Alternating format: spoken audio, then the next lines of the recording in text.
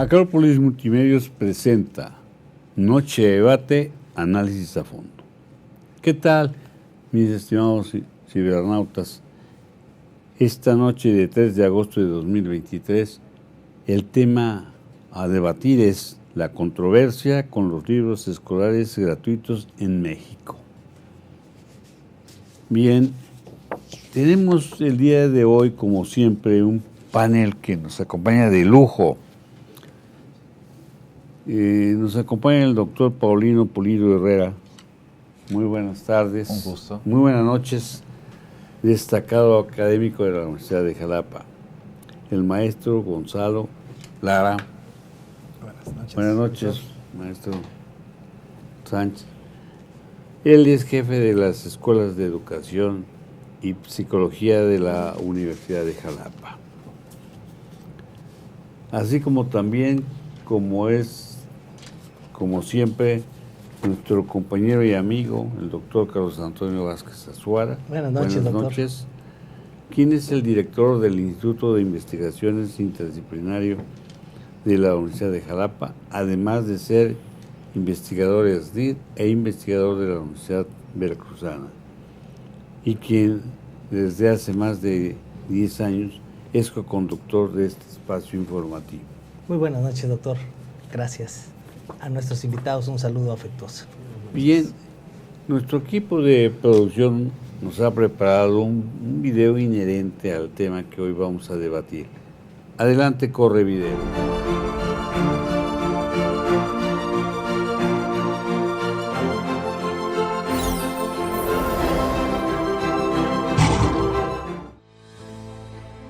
El gobierno del presidente Andrés Manuel López Obrador se ha visto inmerso en una controversia por el diseño, publicación y distribución de los libros de texto para el periodo escolar 2023-2024.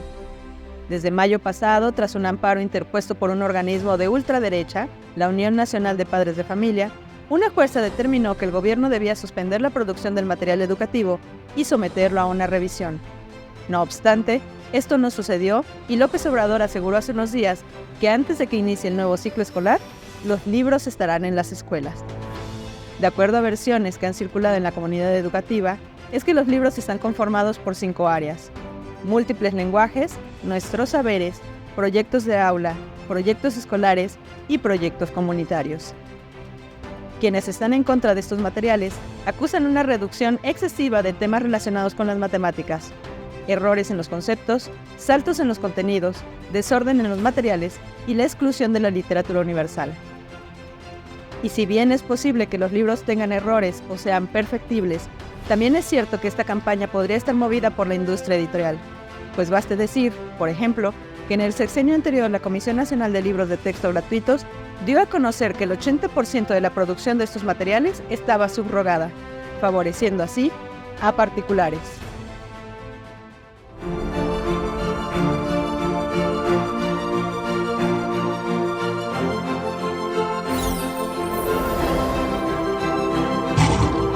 Estamos de regreso. Esto es Acrópolis Multimedios presenta el tema a debatir el día de hoy, la controversia con los libros escolares gratuitos en México. Bien, gracias porque nos acaba usted de sintonizar y vamos a entrar en materia. ¿Qué opinión les merece la polémica suscitada en torno a los nuevos libros de texto que realizó la Secretaría de Educación Pública y que se pretenden difundir a finales de agosto de este año para el ciclo escolar en educación básica? Doctor Vázquez Azuara. Gracias, doctor. ¿Qué puede usted comentar de esta? Muchísimas gracias, doctor. Como siempre, una distinción poder estar en este panel, sobre todo con la brillante conducción de usted y dos grandes estudiosos de las ciencias de la educación. Y bueno, desde una óptica general hemos podido advertir que ha causado muchísima polémica la generación de estos libros de texto a través de la Comisión Nacional de Libros de Texto Gratuito. Haciendo un poquito de antecedente, recordamos que desde el 2019 tenemos pendiente este trabajo de generación de programas, planes de estudios y eventualmente pues los libros de texto acoplables a estos programas y planes de estudio. Parte de lo que frenó el desarrollo de estos contenidos, entre otros aspectos, obedeció a las licitaciones en torno a las empresas que iban a generar precisamente la venta del papel para la confección de estos libros. Muchas de estas empresas estaban bajo la óptica de lo que se tiene documentado, generando costos muy elevados que al gobierno federal no le parecieron. Se generaron nuevas licitaciones. Finalmente se hizo una asignación que por cuestiones diversas se tuvo que deshacer, y entonces este proceso de licitaciones para conocer quién finalmente iba a generar estos libros a través de la venta del papel, bueno, pues demoró más de un año, retrasó más de un año. Aunado a esto, los contenidos también se fueron rezagando, de tal suerte que lo que desde 2019 tenía que haberse confeccionado es hasta el año 2023 donde lamentablemente se genera, y digo lamentablemente porque este retraso obedeció a causas distintas a los intereses específicos del ámbito educativo. Finalmente ocurre, y bueno, ya ahora prácticamente para este nuevo ciclo escolar para el sector de educación básica 2023-2024 se tiene previsto que se distribuyan estos libros. Sin embargo, como un antecedente para nuestras y nuestros cibernautas, la Unión Nacional de Padres de Familia promueve un amparo para efectos, específicamente el amparo 784 de 2023, para efectos de frenar la confección, la maquila y eventualmente la distribución de libros. ¿Para qué? Para que pudieran constreñirse a las disposiciones establecidas en la Ley General de Educación. Aunado a que se pronunciaron en contra de algunos elementos que seguramente estaremos analizando más adelante, pero de entrada los elementos del amparo se centran en este punto muy particular. La Ley General de Educación, y cito textualmente, establece claramente que la Secretaría considerará la opinión de los gobiernos de los estados, de la Ciudad de México, de diversos actores sociales involucrados en la educación, así como el contenido de los proyectos y programas educativos que contemplen las realidades y contextos regionales y locales. Uno de estos, evidentemente, actores sociales está constituido por las comunidades académicas de alto nivel que desde hace más de medio siglo han formado parte de la confección de estos libros de texto. Entonces, ¿por qué conceden el amparo? Porque grosso modo el propio procedimiento para la confección de estos libros de texto no se llevó a cabo, no se hicieron consultas, foros, se integraron a expertos y se dejó fuera precisamente a la Unión de Padres de Familia, que también de manera indirecta es otro de los actores sociales que forman parte de la confección de estos textos. Ya el solo hecho de no cumplir con el procedimiento de generación de textos es suficiente para que esta jueza del juzgado tercero de distrito en la Ciudad de México en materia administrativa concediera una suspensión provisional. Y ojo, no está frenando el proceso para generar estos libros, simplemente le solicita a la autoridad que valide en qué momento se llevaron a cabo estas consultas, en qué momento se generaron los contenidos atendiendo a las disposiciones de la ley, y de lo contrario prohíbe la distribución y la continuación de la maquila de los que restan por imprimir. Para cerrar este pequeño preámbulo, el pasado lunes se genera otro acuerdo por parte de la jueza para reiterar el cumplimiento de esta suspensión de amparo, de tal suerte que brinda un plazo de 24 horas para que la SEP pueda responder en este juicio y acreditar que cumplió con los lineamientos. De no hacerlo y continuar con la distribución en franca violación a esta suspensión, pues puede haber incluso pena privativa de la libertad para los servidores públicos que incurran en desacato a una orden judicial. Hasta aquí el contexto general de cómo ingresa esta polémica, y bueno, no quise referir más de los contenidos, pues aquí nuestros amigos y expertos seguramente abordarán esos puntos. De esta manera hago este preámbulo, doctor García Méndez. Sí, muchas gracias. Bueno, pues continuamos con nuestros cuestionamientos. Esta opinión es muy polémica que se suscita en torno a los nuevos libros de texto. ¿Cuál es su opinión, maestro Gonzalo? Usted. Bien. Buenas noches, doctor. Buenas noches. Es un gusto, un privilegio estar con grandes personalidades, compartir esta mesa de debate. Bien, pues como ya lo mencionaban, a mi parecer hay tres grandes veo perspectivas que se pueden abordar. Por un lado, encontramos la cuestión política, que este tema se ha vuelto tan político precisamente por muchas cosas que se improvisaron, que no se consultaron, como ya bien lo mencionaban, pero también hay un malestar desde que el actual gobierno comienza, es el establecimiento claro de políticas públicas que debieron haber sido consensuadas, que debieron haber sido analizadas, que pareciera ser que fueron políticas públicas de campaña, sin un previo diagnóstico, sin una delimitación clara de qué actores están a favor o en contra, y algo que ha distinguido, ¿no? Si tú no estás a favor de lo mío, no te tomo en cuenta la palabra. Entonces, en la cuestión política es mucho este estiramiento que hay, este linchamiento a esta toma de decisión, porque en efecto el gobierno actual manifiesta una transformación y siendo sensatos, grandes cambios requieren grandes transformaciones, pero las grandes transformaciones tienen que darse a la par del diálogo, a la par de la tolerancia, de hacer consenso. En este sentido veo este primer apartado que nos ha llevado a diseminar la opinión, incluso hasta las pasiones ideológicas. Y aquí es donde entra mi segunda perspectiva, lo que veo que merece esta opinión. Las ideologías no son malas. El problema es cuando viene la imposición y que se quiere ver como que la ideología tiene que ser venerada precisamente, y esto es lo que lo convierte en algo radical, ¿no? Que es, tenemos conductores de televisión, reporteros, ¿no? Anunciando este lado de que hay una ideología comunista, se está dando se está satanizando esta cuestión de que los libros están impregnados, ¿no? Habría que revisarlos, habría que analizar, porque sí. Una de las cosas que se vuelven polémicas, un apartado que estaba analizando ayer, era en uno de los libros de texto que viene la pregunta, ¿no? ¿Eres opresor o eres oprimido?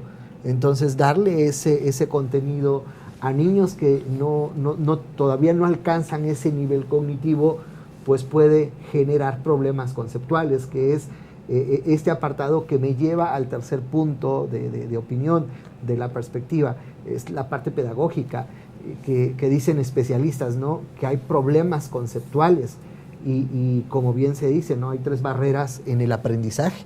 La primera barrera del aprendizaje es la palabra mal entendida, y si estamos hablando que hay problemas conceptuales sobre las ideas de lo que se va a trabajar y no se aclara, corremos el riesgo de sesgar la información, corremos el riesgo de pervertir la formación de los seres humanos. En este caso, ahí por eso la bandera de con los niños no. Sí, claro. Pero suena muy paradójico, ¿no? Sí. Porque por un lado digo con los niños no, pero por otro lado privo la formación. Entonces, a mi parecer, pues son estos tres perspectivas que siento que debieran tomarse en cuenta. Hay otra, dentro de lo político, lo económico, porque ciertamente se destinaron cerca de 1.500 millones de pesos para la impresión de libros, ¿no? Que se hablaban de una reducción y todo, pero que el problema o uno de los dilemas viene es que las editoriales, que eran 22 editoriales en concreto, que eran las que gozaban de ese dinero, pero 4 eran las privilegiadas. Una de ellas, según en las noticias, pues es Santillana, ¿no? Pero bueno, les quitan el pastel grande, 1.500 millones de pesos, entonces viene como este momento de, pues no estoy de acuerdo, ¿quién lo hizo? Cuestiono a los especialistas, pero repito, grandes cambios requieren grandes transformaciones, pero el problema no son las transformaciones, sino cuando se quiere imponer ideologías que solamente van a pervertir, ¿no? Esa es la opinión que tengo de acuerdo a esas tres perspectivas que advierto. Muchas gracias, maestro. Y Muy bien razonado todo eso. Doctor, ¿qué le parece a usted? Bueno, doctor Paulino Pulido, ¿qué le parece a usted estos puntos de vista que tuvieron quienes elaboraron los libros de texto? ¿Cuál es el objeto de estos libros de texto? Sin duda alguna, estimado doctor, compañeros del panel, un gusto estar aquí, y también para la audiencia que semana con semana acompaña a Acrópolis en esta transmisión. Sin duda alguna, estamos en un pasaje histórico de nuestra educación, dado que el contexto en el que nos desenvolvemos presenta ciertas aristas interesantes para esta temática, sin duda alguna polémica por sí misma, y de acuerdo a la pregunta también, la opinión que me merece es de que es bastante interesante, bastante importante, y sobre todo un tema sustantivo que como educadores tenemos que abordar, y qué bueno que la Universidad de Jalapa toca estos temas de actualidad y sobre todo de trascendencia para nuestra educación, porque a partir de este ciclo escolar se entiende que empieza una nueva era, y para ello nosotros también tenemos que tomar en cuenta un contexto que va desde lo macro hasta lo específico. Y de acuerdo a lo que usted me pregunta, señor rector, tenemos que partir inclusive de los ODS, los Objetivos de Desarrollo Sustentable, donde la ONU establece en su Agenda 2030 17 objetivos, y partimos del objetivo cuarto, que es el que nos competiría a nosotros, que es educación de calidad. Y si hacemos una retrospectiva en nuestro sistema educativo nacional, desde décadas anteriores, el propósito fundamental siempre ha sido elevar la calidad de la educación. Entonces, en aras de esta elevación de la calidad y de lo que establece el ODS, los ODS, nosotros tenemos que ir visualizando también esta época de globalización, porque tenemos en estos momentos un gran conflicto bélico que está en Europa, y aunque pareciera lejano, tiene que ver mucho con este mismo suceso.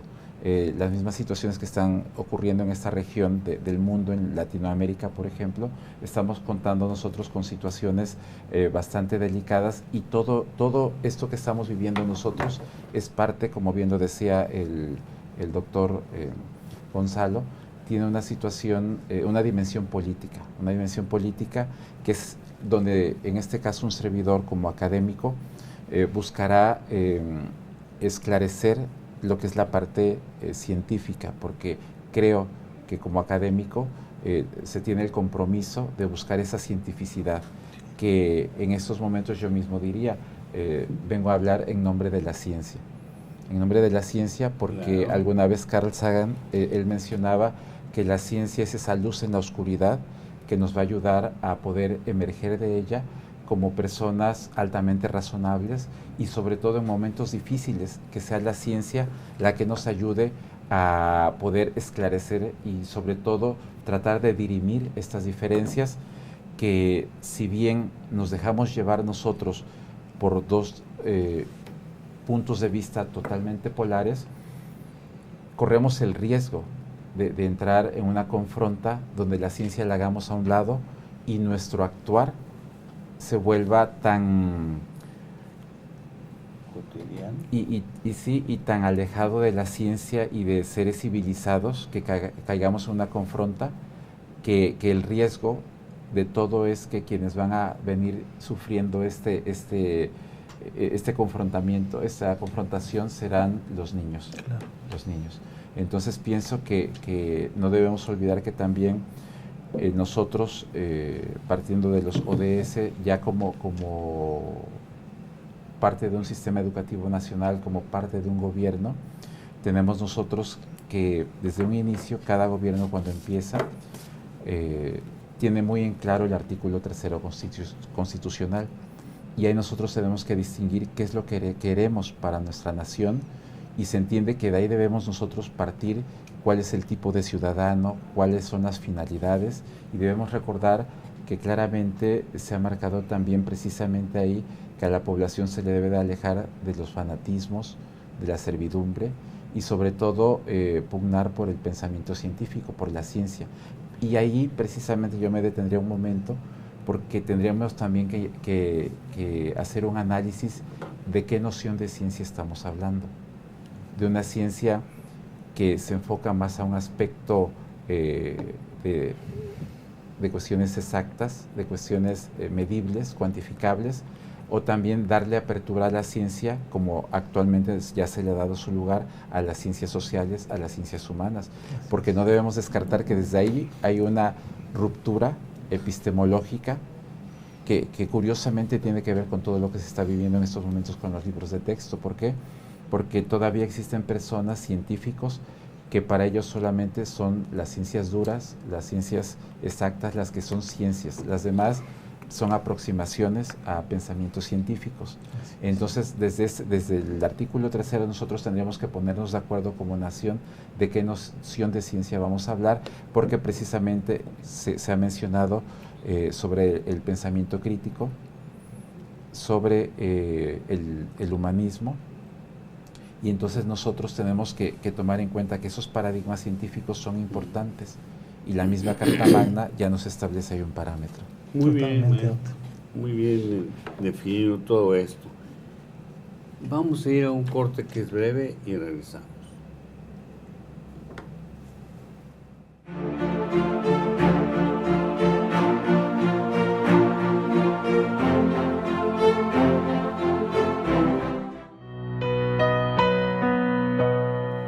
Noche de luna en Jalapa, noche que huele a jazmín, cuando del pecho se escapa una queja para ti. En un milagro callado se desmayó la ciudad, por eso quiero de un sueño arrullar, sueño de albor y azar.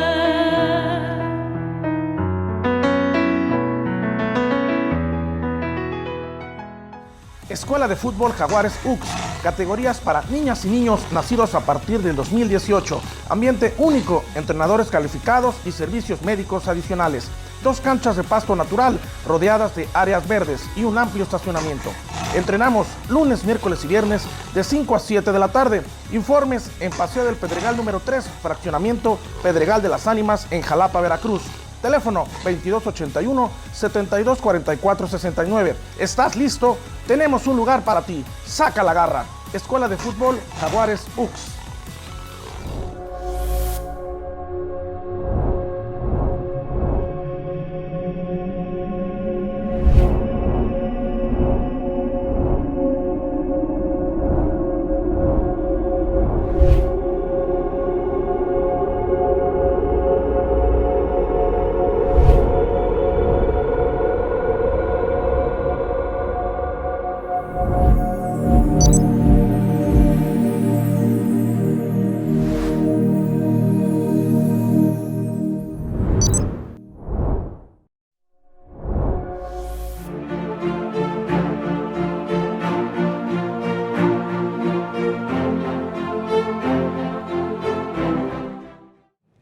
Estamos de regreso. Esto es Noche de Debate, Análisis a Fondo.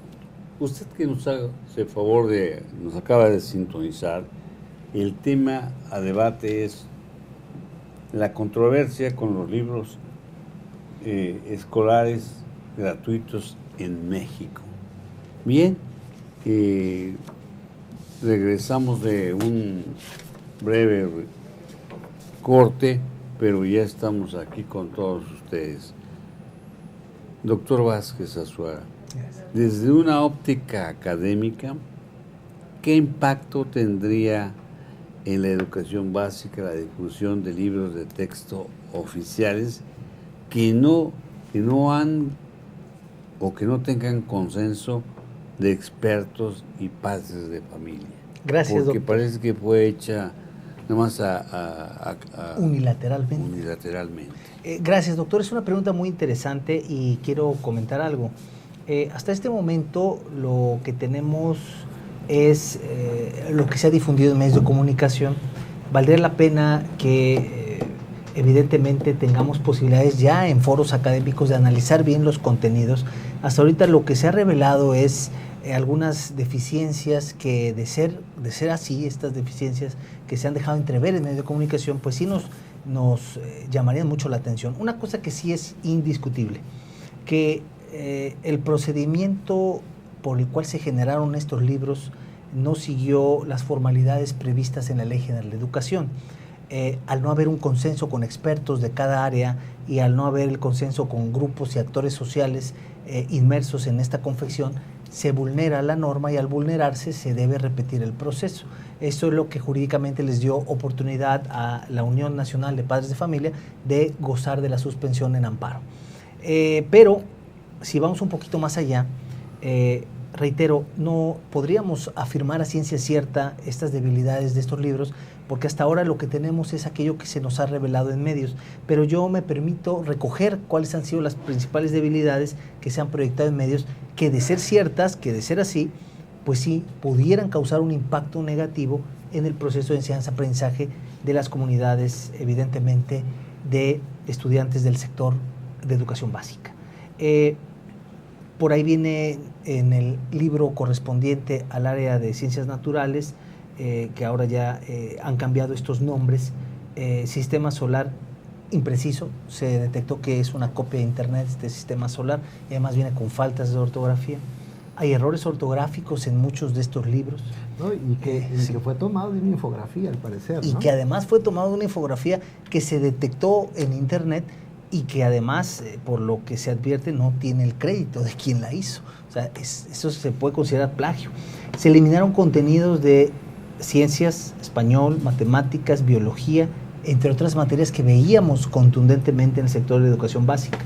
Se hace referencia a actores políticos de la actualidad y datos históricos que son de épocas recientes. Por ejemplo, se habla del fraude electoral, de las elecciones del 2006, señalando a Vicente Fox como responsable.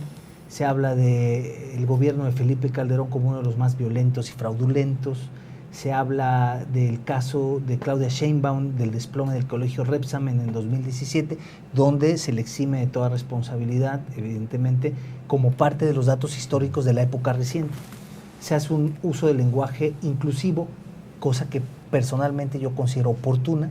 Yo creo que los libros de texto deben estar plagados de una visión incluyente e inclusiva.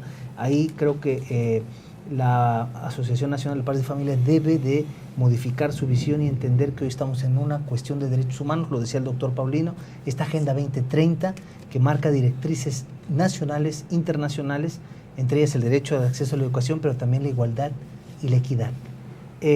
Eliminación de materias y temas comunistas. Son algunos de los puntos que se han dejado entrever, lo decía aquí el maestro Gonzalo también acertadamente en su intervención. No podríamos mirar esta crítica a los libros de texto solo desde una óptica eminentemente educativa, lo hacemos en este panel así, pero hay otros ejes que él mencionaba acertadamente, el económico, el político, o sea, intereses de editoriales, intereses de campaña. Es un análisis multifactorial que podemos hacer de la crítica de los libros, pero si nosotros nos constreñimos específicamente a una cuestión técnica, como lo decía el doctor Paulino, mirar las ciencias de la educación y favorecer los procesos de enseñanza-aprendizaje, podríamos visualizar que de ser ciertas estas manifestaciones que se han filtrado a través de medios de comunicación y de persistir estas, pudieran causar un perjuicio a las nuevas generaciones en la medida en que subsiste esta problemática que el maestro Gonzalo Sánchez Lara afirmaba, la parte conceptual. O sea, ya no hablamos de libros de materias, hablamos de 5 grandes ejes, múltiples lenguajes, nuestros saberes, proyectos comunitarios, proyectos de aula, proyectos escolares, que pudieran causar también ciertas confusiones en estos procesos de enseñanza-aprendizaje. Sin duda, merece este tema especial atención.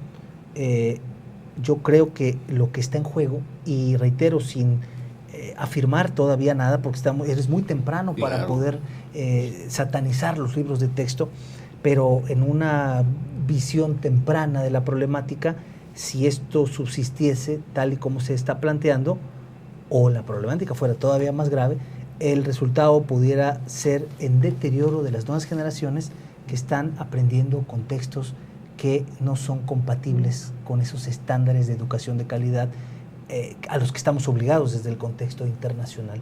De entrada, eso es lo que yo pudiera visualizar en doctor Carlos García Méndez. Muy bien, doctor. Esto ha despertado mucha polémica, ¿verdad? Así es. Definitivamente mucha polémica. Y se trata de los libros de texto que son para los niños. Claro. Los niños empiezan a prepararse a leer y a prepararse en ellos. Así es. Pero no, yo creo que fue unilateral, como ya habíamos dicho, en que no participaron los padres de familia. Así es. Para dar su punto de vista de cómo funciona. Maestro, ¿cuál sería su opinión al respecto? Bien, como decía, bueno, ¿cuál sería el impacto al no tener consenso? A propósito de lo que decía el doctor Paulino, de entender de ciencia, de qué ciencia estamos hablando, creo que como en todo hay resistencias, ¿no? Y creo que vuelvo a retomar esta frase, que grandes cambios requieren grandes transformaciones. Venía a mi mente cuando lo escuchaba el texto de Thomas Kuhn de las revoluciones científicas, y justamente cuando habla del cambio de paradigma, o cuando se hace este descubrimiento que viene una ruptura epistemológica, a la vez se me venía a la memoria el texto de John Bowlby, de la teoría del apego, de cómo estamos apegados a tantas prácticas que cuando se requiere innovar, que cuando se requiere transformar, pues causa temor, ¿no? Sí. Entonces, temor a dejar la comodidad, el confort, porque de ser cierto todo esto que viene, porque el debate se da en un marco de que se quitan las matemáticas, al parecer esa es la parte de la desaparición del libro de matemáticas como el de español, pues tiene que llevar... ¿Cuál lo sustituye? Ahorita voy a mencionarlo, ya sí. Mencionaron 5 libros, los quitan precisamente por la parte de nuestros saberes y múltiples lenguajes, y se marcan 3 libros que son proyectos. Exacto. Pero cuando viene la parte de la polémica, a mí me lleva a plantear algo. Dices, bueno, vamos a cambiar dentro de esta ruptura epistemológica del cambio de paradigma. Pues dice, ok, quitamos matemáticas, quitamos español, que ciertamente viene esta parte de, pues vamos a quitarle al alumno la capacidad al niño de comprensión lectora, la parte de la capacidad lógico-matemática. Dices, bueno, vemos al alumno, ok, el año, pero ¿quién va a enseñar? Porque el docente, ahora el papel del docente va a ser el de diseñar, va a ser el de adaptar proyectos, el de generar esos espacios, esas oportunidades, ¿no? Hacer explícitas las matemáticas, porque sabemos que siempre están ahí, pero viene una gran pregunta. ¿Los docentes están capacitados o la profesionalización docente se ha garantizado? Claro. Porque no podemos ocultar el sol con un dedo cuando hemos visto también algunas deficiencias.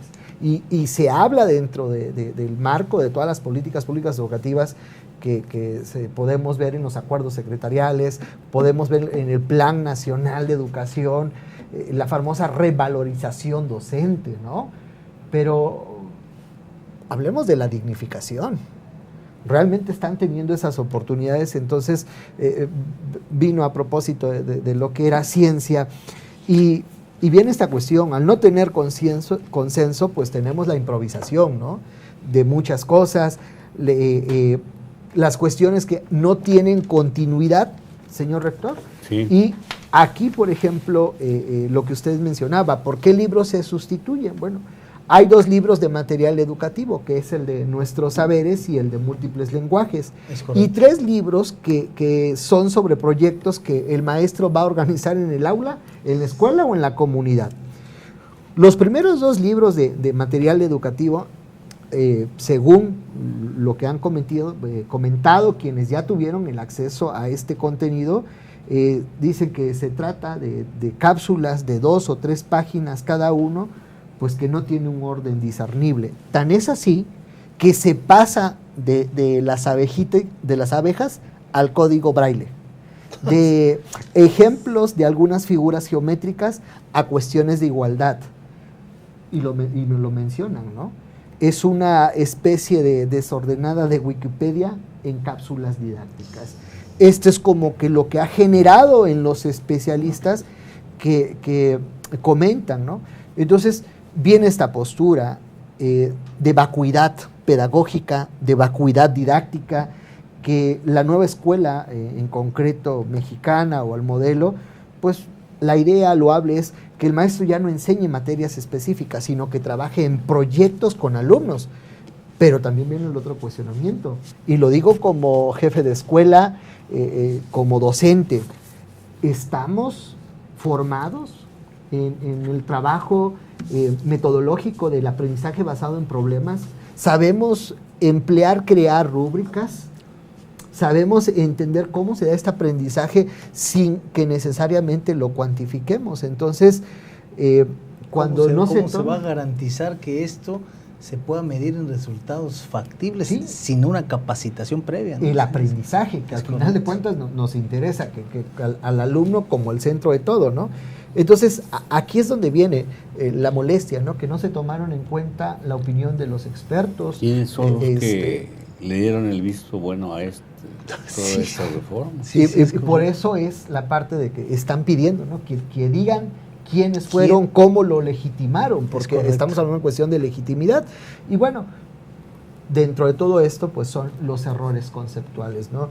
Que va a tener un impacto mayúsculo, porque ahora sí, lo que los alumnos, en este caso, estas nuevas generaciones que vienen, pues van a traer esos vacíos. Pero bueno, habría que esperar esos cambios, y ayer precisamente escuchaba en la noche, no sé si preocuparme o me daba tristeza escuchar de repente a un político decir que pues si no estabas de acuerdo con una parte del libro de texto, que arrancaras el libro y lo quemaras, ¿no? O lo hicieras a un lado, ¿no? Que no estés de acuerdo con la formación de tus hijos.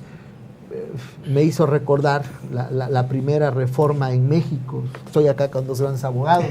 En 1936, cuando se da la primera reforma al artículo 3º constitucional, en donde se quería establecer la educación socialista, ¿no? Que le toca a Lázaro Cárdenas, y lo echan para atrás precisamente por un espanto que había de los cambios que venía de la oposición de la iglesia cuando había ese poder, ¿no? Pero que ya no se llevó a cabo. Espero y no vaya a pasar esto, y tal vez estoy empezando a advertir que es necesario el consenso, tomar los expertos para que el cambio del modelo educativo que se quiere dar, pues realmente se tome en cuenta, porque repito, hay muchas bondades, pero cuando las bondades solo están llenas de buenas intenciones y no de prácticas que realmente han sido experimentadas, que tengan el consenso científico, la validez y la legitimidad, pues corremos el riesgo de tener una vacuidad en la educación, ¿no? Gracias. Sí, es pues muy delicado el tema. Muy delicado, sí, ¿no? Sí, pero pues yo no sé quiénes, esto pasa también por las cámaras de diputados y senadores para haber aprobado todo esto, las autorizaciones. Sí, lamentablemente es un proceso que no se cumplió y que ahora vemos resultados ampliamente cuestionables. Bien. Doctor Paulino, ¿qué áreas deberían fortalecerse en la educación básica para poder responder a estas inquietudes de los diversos sectores de la sociedad? Sí, señor rector. Tradicionalmente hemos pensado en español y matemáticas como las áreas de conocimiento fundamentales para el desarrollo de todo niño, es decir, teniendo las bases claras en lectura, en escritura, en pensamiento, y también en la parte del pensamiento lógico-matemático se entiende que con eso, esas habilidades cognitivas, el niño tendrá la posibilidad, y la niña, de poder realizar inclusive un autoaprendizaje. Sin embargo, para poder nosotros contextualizarnos en este cambio que se está generando, hacía alusión hace unos momentos del artículo 3º, y de ahí nos vamos en cascada, como bien señalaban, de la Ley General de Educación, pero también tenemos el Programa Nacional de Desarrollo, que todo gobierno cuando inicia lo establece, y de ahí se deriva un programa sectorial en educación, y así lo tenemos a nivel nacional y a nivel estatal. Entonces nosotros tendríamos que distinguir claramente qué se determina en ambos programas y buscar esta coherencia que después llega a la nueva escuela mexicana como un modelo. Así es. Entonces, en ese orden tenemos artículo 3º, Ley General de la Educación, Plan Nacional de Desarrollo, programas sectoriales, tanto a nivel nacional como estatal. Y entonces nosotros ir distinguiendo dentro de ese marco normativo si la escuela mexicana, la nueva escuela mexicana está respondiendo a las pretensiones que el gobierno estableció desde un principio. Todo parece indicar que sí. Digo todo parece indicar que sí, porque dentro de esas aristas que pudiéramos encontrar de incongruencia, también hay mucha congruencia. Lo que sí es factible que nosotros distingamos es que la nueva escuela mexicana pues pretende un cambio, y sí está generando un cambio de paradigma, y lo estamos viendo en estos momentos, pero también surge la necesidad de que se le dé a cada quien el lugar que le corresponde en relación a los actores que deben de intervenir en este gran fenómeno educativo, y entre esos grandes actores está también el normalismo. Es decir, las normales escuelas son protagonistas fundamentales, y habría que ver qué tanto el normalismo está aportando en este cambio, así como también el magisterio en servicio. Se entiende que ha habido foros organizados inclusive por organizaciones sindicales, donde se entiende que sí se toma en cuenta a cierto sector del magisterio. Es decir, yo creo que en la medida en que nosotros evitemos polarizar de manera radical este problema, tendríamos la claridad de distinguir pros y contras de este cambio, porque también es importante recordar, como bien lo decía el doctor Gonzalo, en el aspecto histórico, mucho se dice del socialismo de Cárdenas. Hay un libro que me gustaría en algún momento poder traer también a la mesa de discusión, que se llama La miseria de la educación y la educación de la miseria, de un connotado ex catedrático de la normal,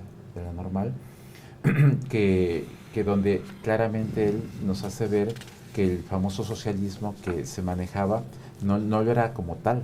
Es decir, nosotros siempre hemos sido herederos de enfoques que muchas veces tenemos que conocerlos a fondo para que no se repita la historia, ¿no? Pero en este caso también hemos tenido reformas educativas.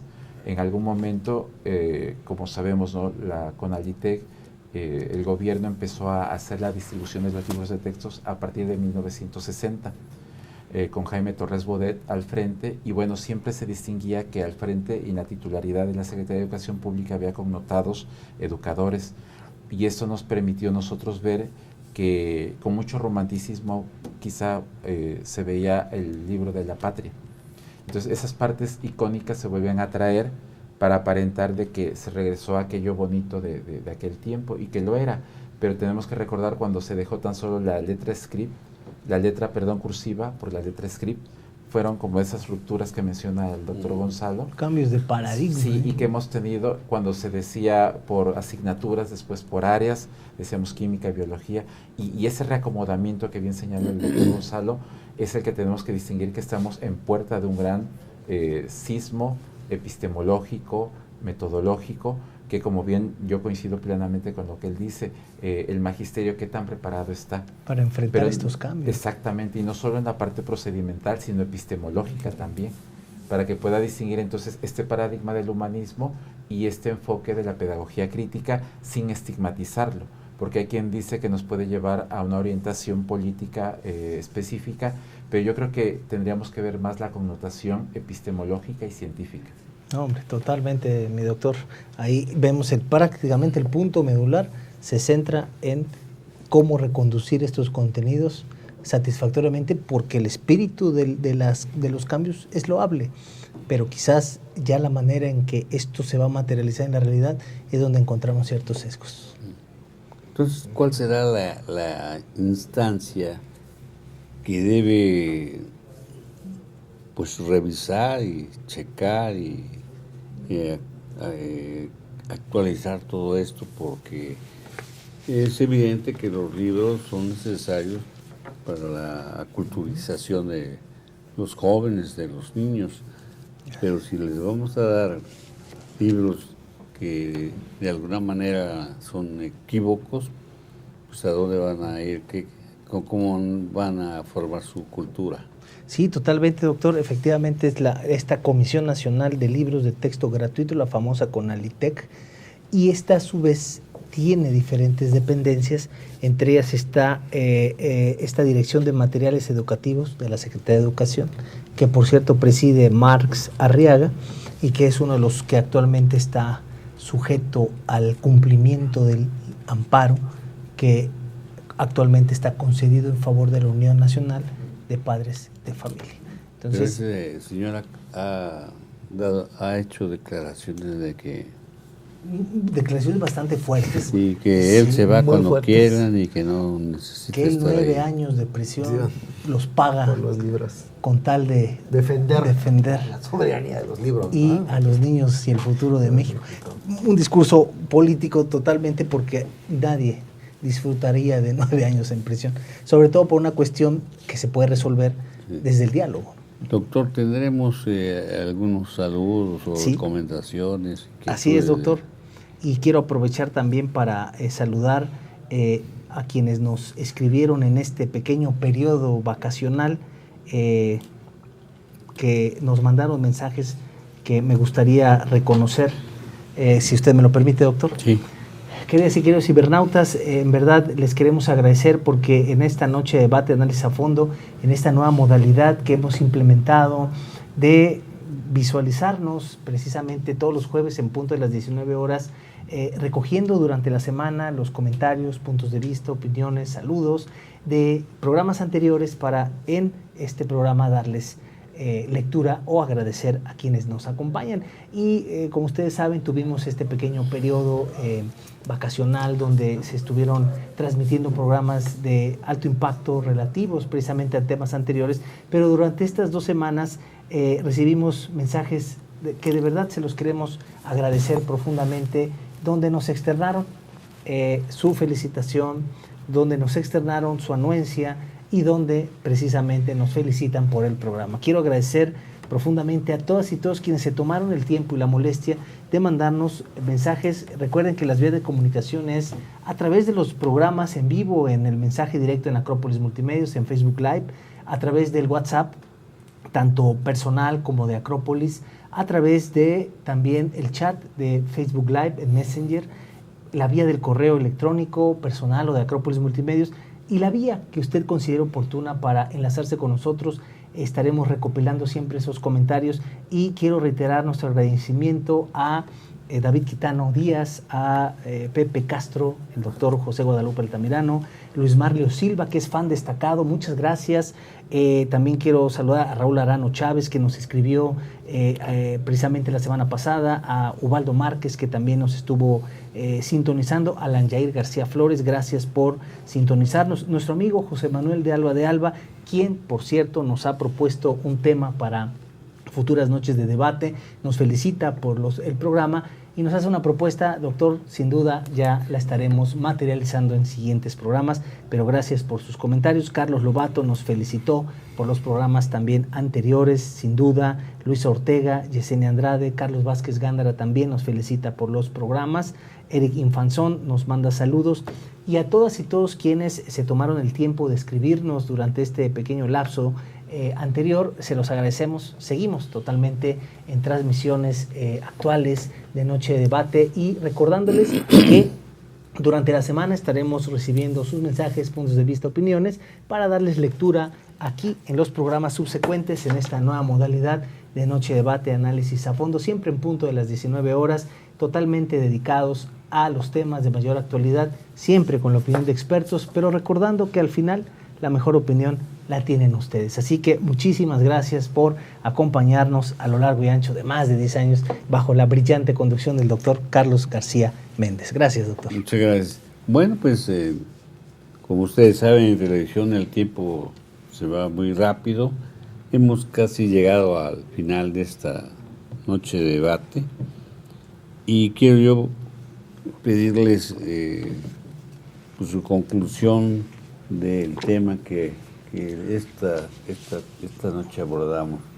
Doctor Paulino,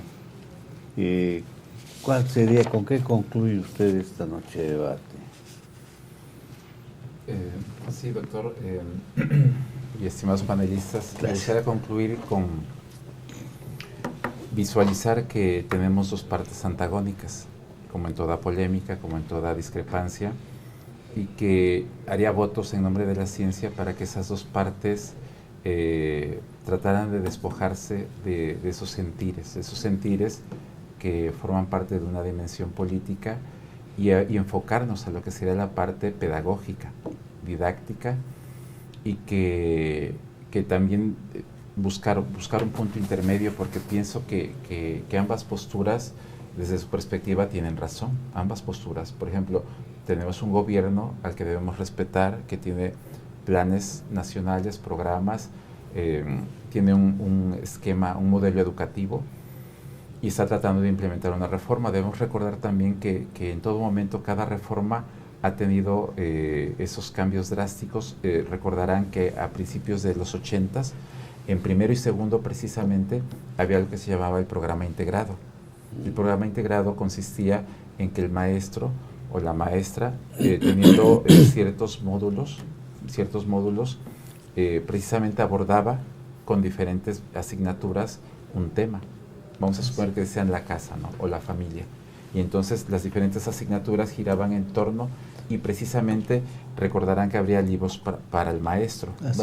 Libros para el maestro eran unos libros bastante gruesos que venían con objetivos generales, objetivos específicos, que recomendaban muchas actividades para que los maestros abordaran esos contenidos. Después hubo un momento en que se quitaron esos programas integrados y se regresaron al aprendizaje por áreas.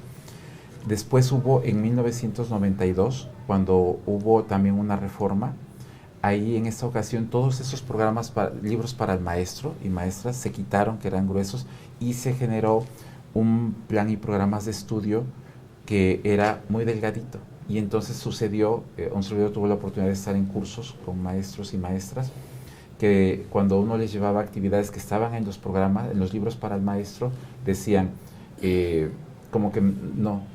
Pero cuando llegó el nuevo programa, que era muy delgadito en 1992, decían, oiga, vamos a ver estos libros que tenían muchas actividades, y resultó que los que ya no eran vigentes, pasaba como, con todo el respeto, cuando alguien fallece, ya decían, no, estos sí son buenos, estos libros. Entonces, yo creo que tenemos que darle una oportunidad también al planteamiento que se está dando, sin descartar esos señalamientos. ¿Cómo buscar un punto medio? Como científico yo pensaría una parte experimental que quizás se tuvo que haber hecho antes, una fase de pilotaje, que este año que empieza, realmente todos los actores, yo decía del normalismo, tenemos los padres de familia, tenemos al magisterio, tenemos a las universidades, que todos pudiéramos realmente hacer una revisión, en una puesta en marcha, como una investigación-acción, dando pauta a que todo lo que salga para el siguiente ciclo escolar pudiera ser susceptible de una mejora. Hablamos siempre de la evaluación para la mejora, y yo creo que buscar esos puntos intermedios donde finalmente no se lesione al mayor protagonista de este fenómeno educativo, que es al infante, a la niña y al niño. Muy bien, doctor. Gracias. Maestro Gonzalo, ¿con qué concluye usted esta noche de debate? Pues que tenemos retos, grandes retos en la educación. Nosotros como formadores de seres humanos a nivel superior, nos lleva a un compromiso de formar seres críticos, capaces de discernir en la realidad, pero sobre todo de tomar decisiones. Como conclusión, espero, y estas nuevas o esas incertidumbres que están surgiendo no nos lleven a esta famosa distancia que pareciera ser que se da, porque una de las cosas que como padre de familia lo pienso, Si hay un texto que no me agrada, pues, ok, este es el público, voy, compro uno que sea formativo, pero eso también puede generar una brecha. Y pudiéramos hablar también en esa cuestión de ideología, hasta empezar a hablar del apartheid educativo, ¿no? Por diferencias. Que ojalá esta idea de ecología de saberes que tanto se plantea no sea más bien un ahorro de conocimiento científico, ¿no? Sino más bien que vaya esta aproximación de la realidad, pero con proyectos sociocríticos, como mencionaba antes, ¿no? Pero lo que me quedo con este diálogo, esta charla, es el compromiso fuerte que tenemos quienes estamos al frente de la educación privada, pues advertir, a abrirnos a estas nuevas perspectivas, a estos nuevos cambios paradigmáticos, y que también nuestras prácticas educativas vayan cambiando en esta idea de innovación, de creación, y que salgan jóvenes formados que tengan también esa capacidad de discernimiento, ¿no? Hace rato lo mencionaba, que me llama la atención una de las cosas, ¿no? ¿Soy opresor o soy oprimido? Venía a mi mente, porque es algo que también he escuchado, Paulo Freire con la pedagogía del oprimido, ¿no? Que ojalá ese espíritu que se quiere retomar de concienciación de la libertad del espíritu en el individuo no vaya a resultar una paradoja muy curiosa, porque pedimos la libertad del espíritu y la libertad crítica, sí, pero con la imposición ideológica de algo que no es pedagógico, sino político. Muy bien. Muchas gracias. Maestro, Gracias. muchas gracias. Doctor Vázquez Azuara, ¿con qué da usted por concluido este tema, esta noche de debate? Gracias, doctor Carlos García Méndez. Pues desde la óptica educativa, pedagógica, nuestros invitados han dado un cierre espléndido. Yo me sumaría a sus comentarios y yo concluiría con la parte jurídica. Hago votos porque se haga uso precisamente de esta estructura jurídica que tenemos en México, que prevalezca el Estado de Derecho, que se respeten las instituciones. Si ya una jueza de distrito en materia administrativa concedió una suspensión provisional, lo correcto jurídicamente hablando es que las autoridades acaten esa suspensión y detengan la distribución hasta en tanto se logra acreditar que hubo un consenso con las fuerzas sociales, políticas y de especialistas para la confección de estos libros de texto. Si no fue así, entonces que se lleve a cabo, aunque el proceso se retrase un poco, en aras de favorecer el interés colectivo de niñas, niños y adolescentes eventualmente. Sin embargo, si la autoridad hace caso omiso, pueden pasar dos cosas: que se hagan uso de los mecanismos de coerción, esto es, que se genere una responsabilidad penal a las autoridades y hay una confrontación nuevamente entre el Poder Ejecutivo y el Poder Judicial. Y la otra es que la Suprema Corte, por facultad de atracción, nuevamente analice el caso y se vuelva nuevamente a judicializar algo que se puede resolver a través de un consenso, a través de un diálogo y a través de este equilibrio de poderes en un sistema de pesos y contrapesos. En conclusión, yo hago votos porque se respeten a las instituciones, que si hay elementos suficientes para poder suspender la distribución, pues que se acaten las disposiciones del Poder Judicial y de lo contrario, bueno, pues que se continúe con lo conducente. Pero el mensaje que se puede generar en caso de desacatar estas indicaciones es que no se tiene respeto por el Poder Judicial y por las instituciones, y eso sería débil, eso sería peligroso, más peligroso que la propia distribución de los libros, porque estaríamos hablando de una ruptura del Estado de Derecho y ante eso prácticamente no tenemos garantizado nada, ni educación, ni acceso a la justicia, ni nada que se le parezca. Entonces yo en verdad como académico y jurista hago votos porque haya un respeto estricto de las instituciones y esto siga las formalidades esenciales que marcan las normas vigentes en nuestro país. De esta manera concluyo. Gracias, doctor. Pues es evidente que estos libros de texto gratuitos deben volver a ser revisados, no tan solo por quien los elaboró, sino la autoridad que le corresponda, que puede ser el Poder Judicial, ¿no? La Suprema Corte. Bueno, pues ya hemos llegado al final de esta noche de debate. No me resta más que agradecerle la intervención de cada uno de nuestros invitados, que fue magnífica, sus opiniones, que nos ayudan a comprender el tema que hoy nos ocupó. Muchas gracias. Nos vemos para la próxima sesión, que es Noche de Debate, que será el próximo jueves. De este jueves en 8 nos vemos una vez más. Muchas gracias, buenas noches, pásenla bien.